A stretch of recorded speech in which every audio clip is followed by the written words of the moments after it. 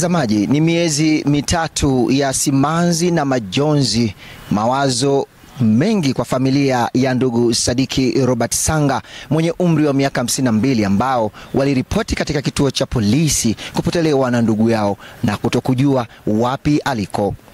Leo hii kamanda wa jeshi la polisi mkoani Rukwa anatoa taarifa kwa vyombo vya habari kuhusiana na taarifa hii ambayo iliumiza vichwa vya ndugu, jamaa na marafiki wa ndugu Robert, ambako anaeleza mabaki ya mwili wa ndugu Robert yamepatikana na familia kuweza kutambua baadhi ya mali za marehemu.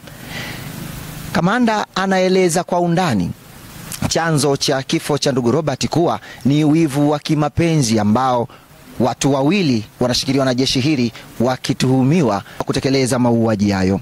Mbali na hayo, kamanda wa polisi mkoani Rukwa anatoa wito kwa wananchi kuacha kujichukulia sheria mkononi pindi inapotokea itirafu miongoni mwao.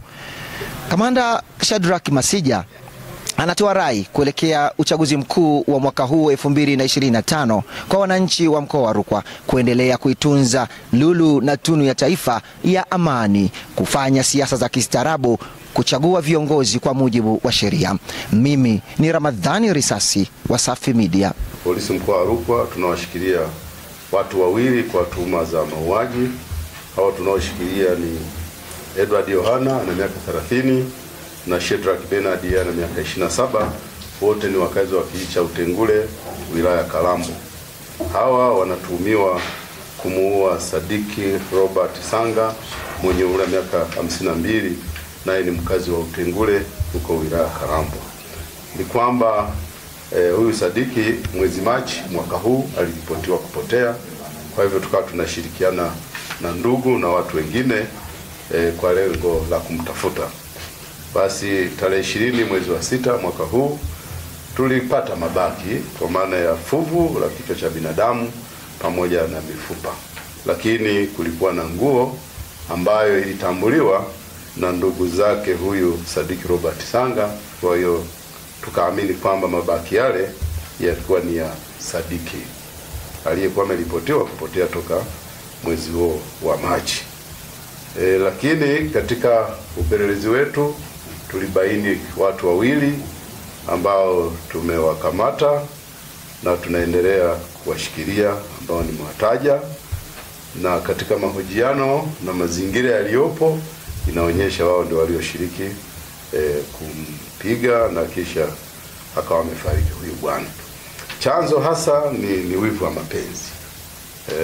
Inaelezwa kwamba huyu marehemu Sadiki alikuwa na mahusiano ya kimapenzi na mke wa mmoja wa hawa watuhumiwa. Kwa hivyo walipanga kama ni kulipiza kisasi, sijui ni kumwadhibu, ndio wakawa wamepanga hayo mauaji. Jeshi la polisi tunatoa wito wananchi tusichukulie sheria mkononi.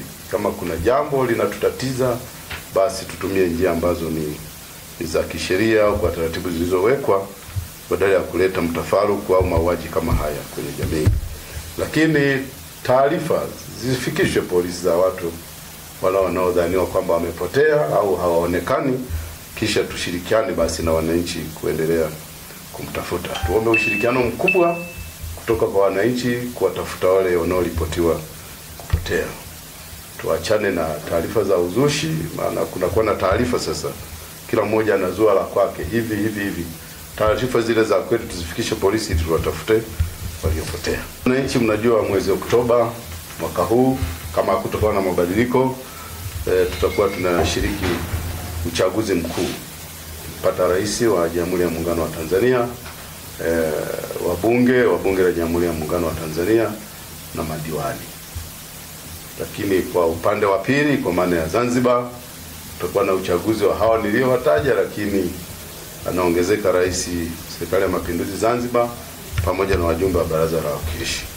Niwatake wananchi tudumishe amani ya nchi yetu, tudumishe amani ya mkoa wetu wa Rukwa kwa kufuata sheria tu. Kila jambo lifuate sheria, lakini tufuate zaidi maelekezo ya tume na ya viongozi wanayotufikishia ili tuweze kuvuka uchaguzi tukiwa salama.